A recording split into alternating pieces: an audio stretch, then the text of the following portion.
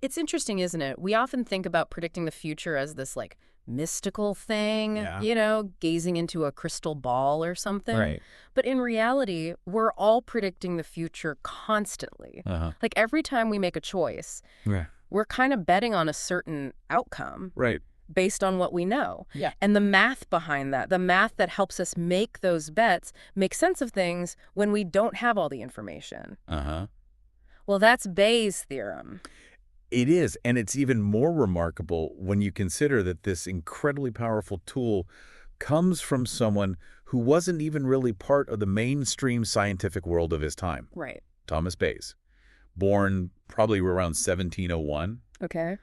and he was a nonconformist minister in England. A nonconformist minister. Now, that's an interesting background. It is, and it's key to understanding his intellectual path, really. Absolutely. I mean, these were the dissenters, right? Yeah. The folks who didn't subscribe to the Church of England. That's right. And after the monarchy was restored, they faced some real disadvantages, didn't they? They did, yeah. They couldn't hold public office, for one. Right.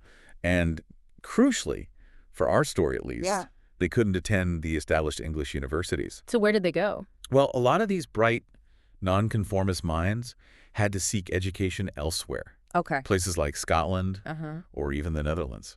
Interesting. So Bayes, working in this environment, kind of outside the main academic centers, Yeah, he delves into mathematics and probability. it does. And it's pretty amazing to think about, Yeah. this man who's now buried in Bunhill Fields alongside people like William Blake and Daniel Defoe, Wow. developed an idea that has become so influential across so many different fields. All right, so let's get into it. What makes Bayes' theorem so powerful? Because it can seem a bit counterintuitive at first. He can, yeah. So our mission in this deep dive Right. is to unpack Bayes' theorem Okay. and show you just how relevant it is today. And we're talking about medical testing, Yeah. the cutting edge of AI, artificial intelligence, Absolutely. even how our own brains work. It's all connected, yeah. So let's dive in, shall we? Let's see what makes Bayes' theorem tick. All right, so if we take a step back for a moment, Bayes' theorem offers us a way to make smarter choices, even when we don't have all the answers. Okay. You know how the saying goes, life isn't a game of chess where you can see everything laid out in front of you? Right. It's more like poker, where you're Um, constantly trying to figure out the odds with incomplete information. I like that analogy. And that's where Bayes' theorem comes in. It gives us this method Okay. to update what we believe as new evidence comes to light. It's about refining our understanding based on what we learn. Precisely. And this is where it gets really interesting. Okay. Because a lot of people, they first encounter Bayes' theorem when thinking about medical testing. Right. And the results can be pretty surprising. It can be, yeah. So let's imagine this scenario. You're in a certain age group, and about 1% of women your age have breast cancer. Okay. You go for routine screening, and the test is pretty good. Uh-huh. It correctly identifies 80% of women who have cancer. So that's the sensitivity. That's the sensitivity, right? Yeah. And correctly gives a negative result 90% of the time for women who don't have cancer. That's the specificity. It's the specificity. Okay. So you get your results back, Okay. and it's positive. Oh, What's the probability you actually have breast cancer? that's the question, isn't it? What do you think most people would say? I think a lot of people would instinctively jump to something around 90%. Yeah? Because, hey, the test is 90% specific, right? Right. It seems logical. It does. But that's where Bayes' theorem throws us a curveball. Okay, I'm intrigued. Tell me more. So while the test's specificity is indeed 90%, the chance you actually have cancer after a positive result, it's not actually that high. Really? To understand why, let's imagine we test 100,000 women in your age group. Given that 1% prevalence, we'd expect about 1,000 of them to actually have breast cancer. Right. Of those 1,000 women with cancer, the test, with its 80% sensitivity, will correctly identify 800 of them. Okay, so 800 true positives. Exactly. But it'll also miss 20%.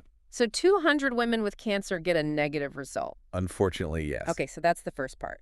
Now let's look at the 99,000 women who don't have breast cancer. Okay. The test is 90% specific. Right. So it will correctly give a negative result to 90% of them. So that's It's 89,100 true negatives. a lot of true negatives. But here's the catch. It will incorrectly give a positive result to the remaining 10%. Okay, and that's where the problem lies. That's right. That's 9,900 false positives. Wow, that's a huge number. It is, and this is where it all comes together. Okay, lay it on me. When we look at all the positive results, we have those 800 true positives. Yeah. But we also have those 9,900 false positives. So that's over 10,000 positive results. 10,700 to be exact. Wow. But only 800 of those women actually have cancer. So getting a positive result in this scenario doesn't mean you have a 90% chance of having cancer. No, it doesn't. It means you have, like, what, an 8% chance? Closer to 7%, yeah. 800 out of 10,700. 7%? That's a huge difference. It is, and that's why understanding Bayes' theorem is so important. It really highlights how a positive result on a common screening test doesn't automatically mean you have the condition. Right, and it shows the crucial role of what we call the prior probability. The initial 1% chance in this case. Exactly. Even with a seemingly accurate test, if the condition itself is rare, those false positives can really skew the results. And this isn't just hypothetical, is it? We saw this play out in the real world with COVID-19 testing. Absolutely. Remember those discussions about immunity passports? Yeah, based on antibody tests. Right, and the idea was that if you tested positive for antibodies, you'd get this passport showing you were immune. But there were problems with that approach. Big problems. Even with a test that was, let's say, 99% specific, if the actual prevalence of the virus in the population was low, we could end up with a lot of false positives. So people might be walking around thinking they're immune when they're not. Exactly. And that could have serious consequences. It's like that prostate cancer screening example too, isn't it? It is, yeah. The prevalence of prostate cancer in men in their 50s, it's around 2%. Okay. So even with a good test, 80% sensitive and 85% specific, you'd still see a lot of false positives. Leading to unnecessary worry and further testing? Exactly. Invasive tests, costly tests, and for a condition that often doesn't even need aggressive treatment. And it's the same story with prenatal testing too, isn't it? It is, yeah. Non-invasive prenatal testing, or NIPT, Right. for conditions like Down syndrome. Right. The positive predictive value, how likely a positive result is to be a true positive, it changes dramatically depending on who's being tested. So if you're testing a broad population, you're going to get more false positives. Exactly, which can lead to a lot of unnecessary stress and anxiety. So it seems like any good decision-making, when we're dealing with uncertainty, it's fundamentally Bayesian, whether we realize it or not. It really is. And it's not just in medicine. Right. This applies to artificial intelligence, too. Absolutely. I mean, at its core, AI is about making predictions. Right? Like those image classifiers that can tell a cat from a dog. Yeah. They're basically predicting what a human would label that image based on all the data they've been trained on. It's like they've learned to see the world through human eyes. In a way, yes. And then you have those more advanced models like DALI 2 or GPT-4. Right. Generating those incredible images and holding those surprisingly human-like conversations. Exactly. And they're doing the same thing on a grander scale. Predicting what a human writer or artist would create. And the underlying mechanisms often involve Bayesian principles. It's amazing how this one idea has permeated so many different fields. It is. And beyond these practical applications, Bayes also introduced a significant shift in how we think about probability on a more philosophical level. Okay, tell me more about that. So it wasn't just about objective, real-world frequencies anymore. It was also about incorporating our own initial beliefs into the equation. Our subjective beliefs. Exactly. Interesting. Bayes had this great analogy, the hidden table and the rolled balls. Okay, I am listening. And imagine a table you can't see, and a white ball is rolled onto it, stopping randomly. A line is then drawn at that position, but you still can't see it. All right. Then several red balls are rolled, and you're told how many landed on each side of that hidden line. Okay, and the challenge is to figure out where that line is. Exactly. So if I saw, say, 2 red balls on the left and 3 on the right, I might guess the line is somewhere around 2/5 the way across. That's a reasonable guess, yeah. But Bayes said there's more to it than that. There is. He argued that you also need to consider your prior belief. Even if my prior belief is just that the line could be anywhere with equal likelihood. Even then, yeah. So instead of just relying on that observed proportion, 2 out of 5 in your example, Right. Bayes suggested adding 1 to the count of balls on each side. So it becomes 3 out of 7. Exactly. It's like adding a tiny bit of initial experience to both sides. To account for our initial uncertainty. Precisely.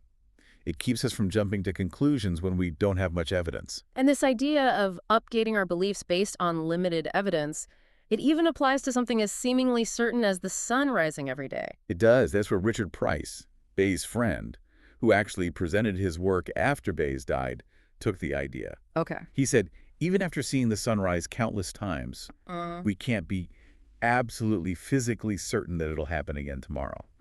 That's a thought-provoking idea. It is. It shows that even our strongest beliefs, in a Bayesian sense, are constantly being updated. Even if we're not consciously aware of it. Exactly. So Bayes laid this really important groundwork. He did. But the story of Bayesian thinking didn't end there, did it?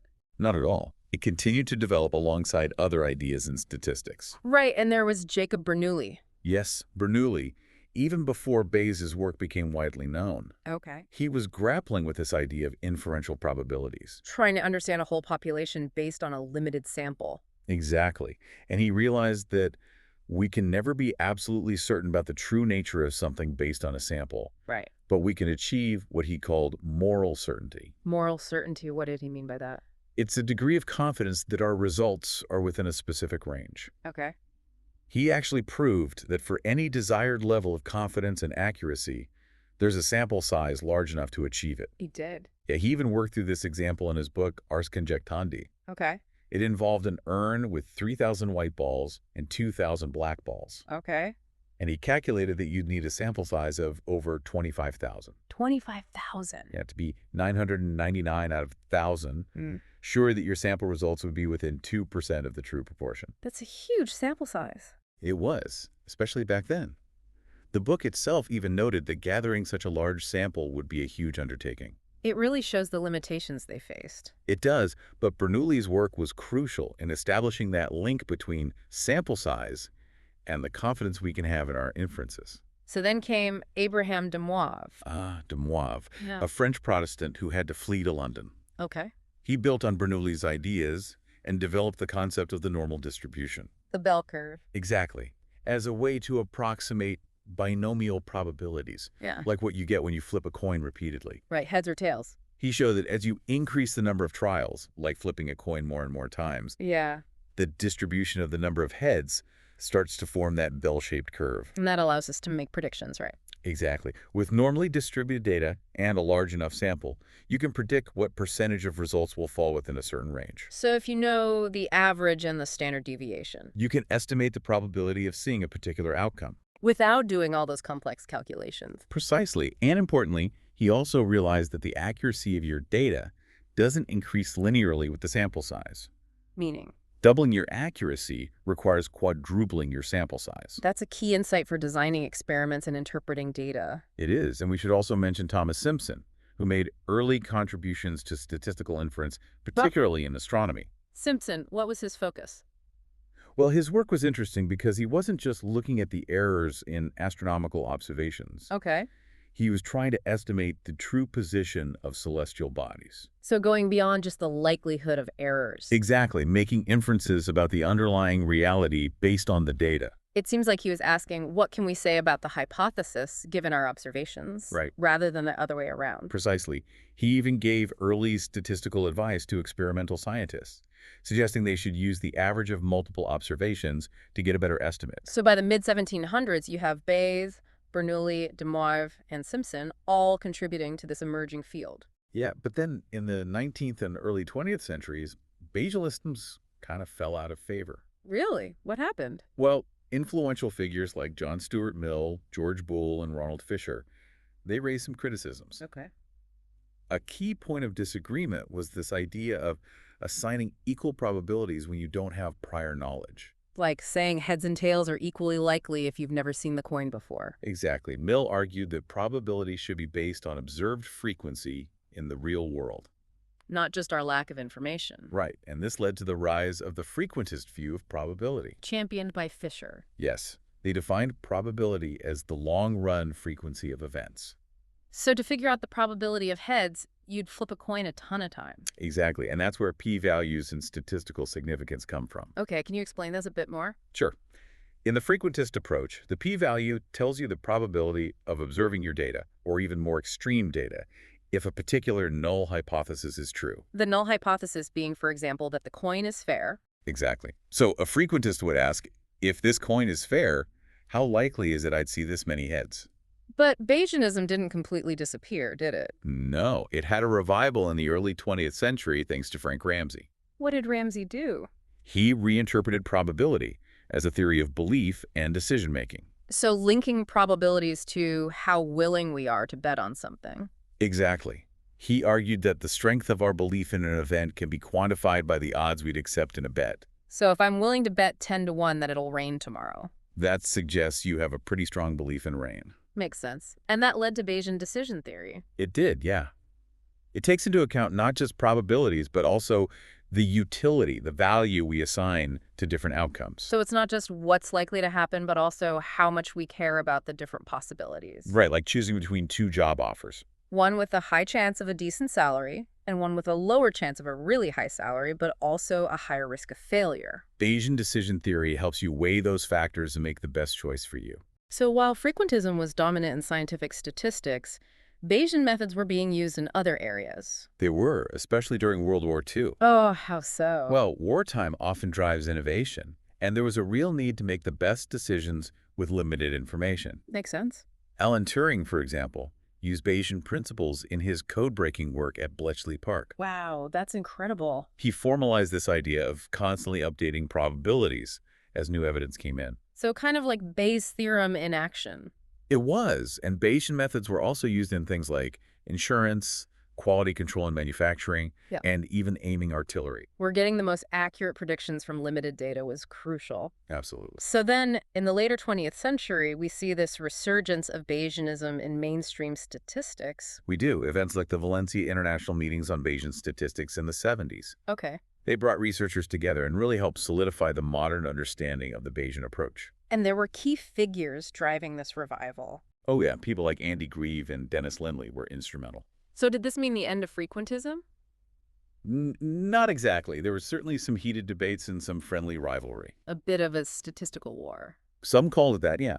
But the practical advantages of Bayesian methods were becoming more and more clear. And this rise of Bayesianism coincided with growing awareness of problems in frequentist science, right? It did, yeah. Yeah. The replication crisis, where many published findings couldn't be reproduced. Really shook things up. It did. We saw examples in psychology, social priming studies. Where subtle cues were thought to influence behavior. Right, and even that controversial BEM study on precognition. Claiming evidence for psychic abilities.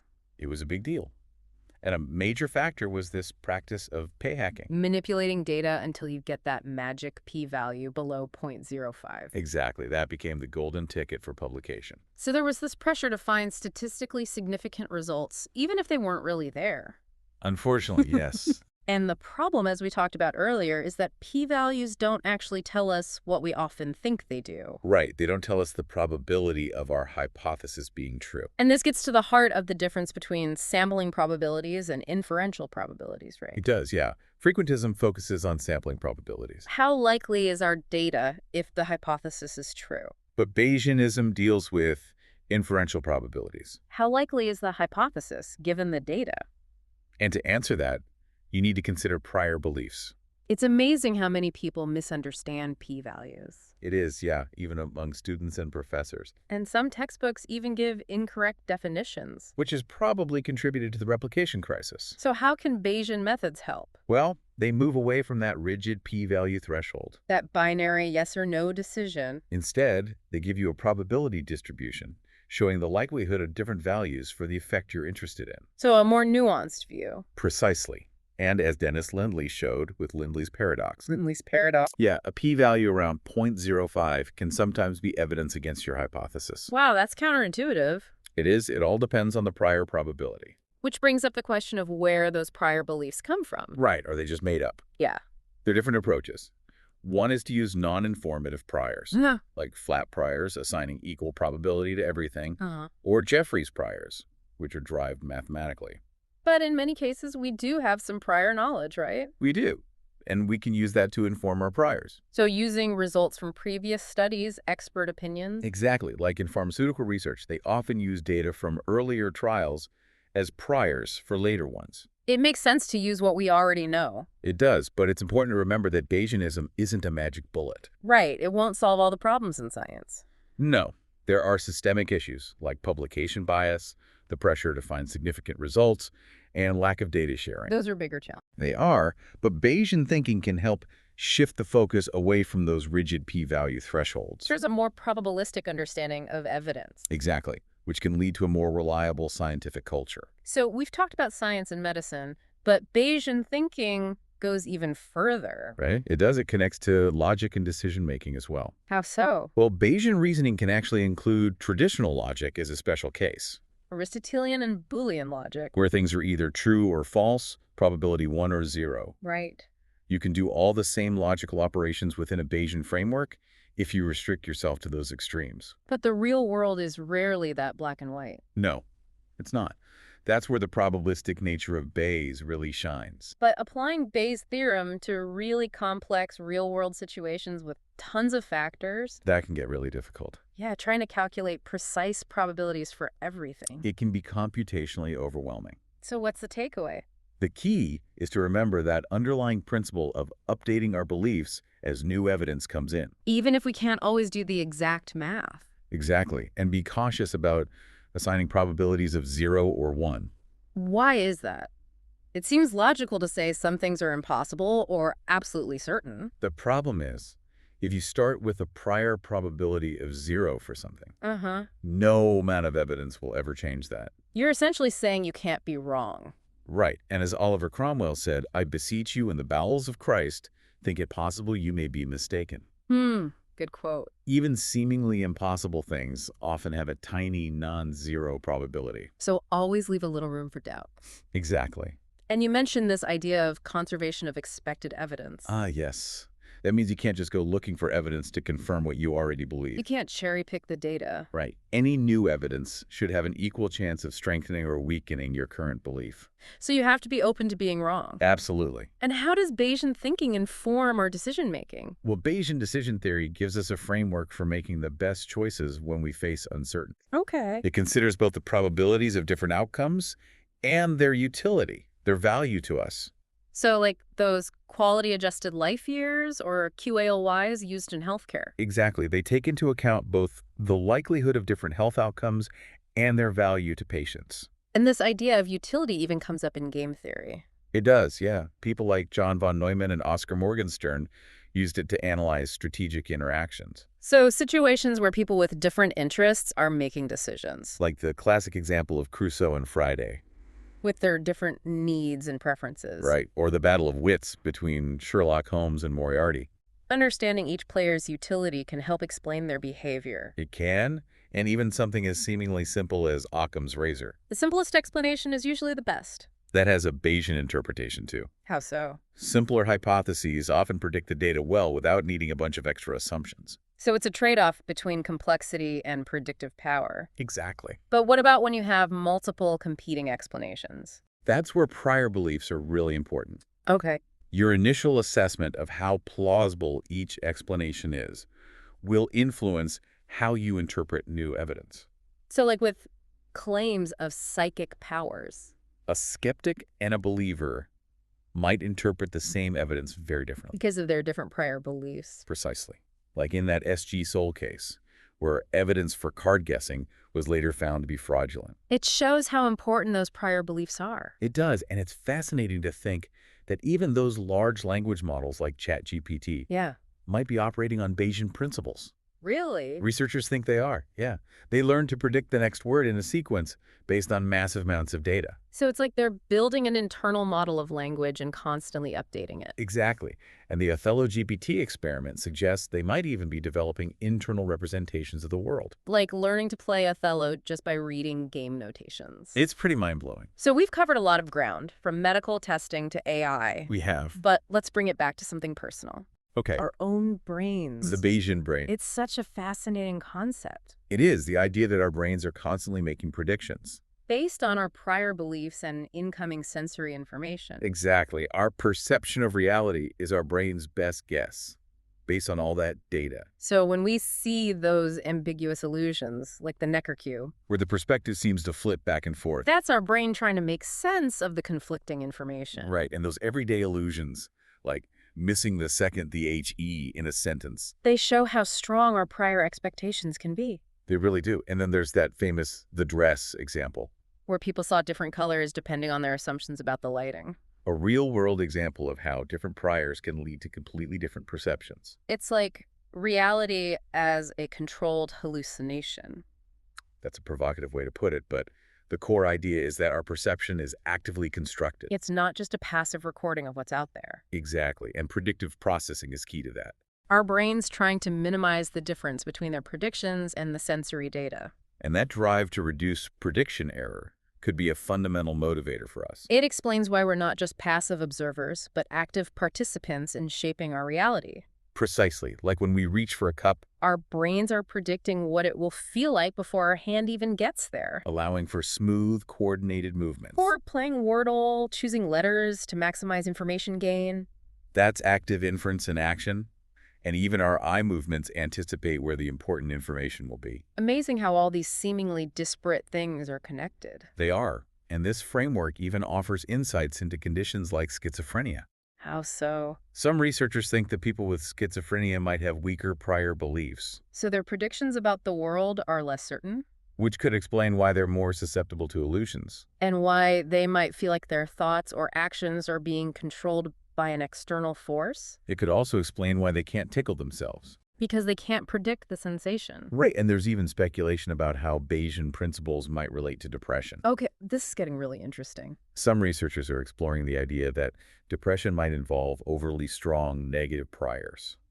So these entrenched negative beliefs that are hard to shift. Exactly, and the idea is that psychedelics might temporarily weaken those priors. Making them more open to new positive experiences. Potentially, yeah. But this is still very much an area of active research. So bringing it all together, it seems we're all constantly predicting the future. We are, whether we realize it or not. And understanding this can really change how we see the world. It can. Instead of seeing our beliefs as absolute truths, We can view them as probabilities. always open to being updated. And remembering that our beliefs are essentially predictions. That can help us have more productive conversations. Because we can focus on the evidence rather than just arguing about opinions. It's about understanding the predictions our beliefs make and testing them against reality. So, it turns out predicting the future isn't just for fortune tellers. No, it's something we all do. It's a fundamental part of how our brains make sense of the world. And Thomas Bayes, he gave us the mathematical tools to understand it. So here's something to ponder. How might understanding the role of your own prior beliefs change how you interpret new information or make decisions in the future? Excellent.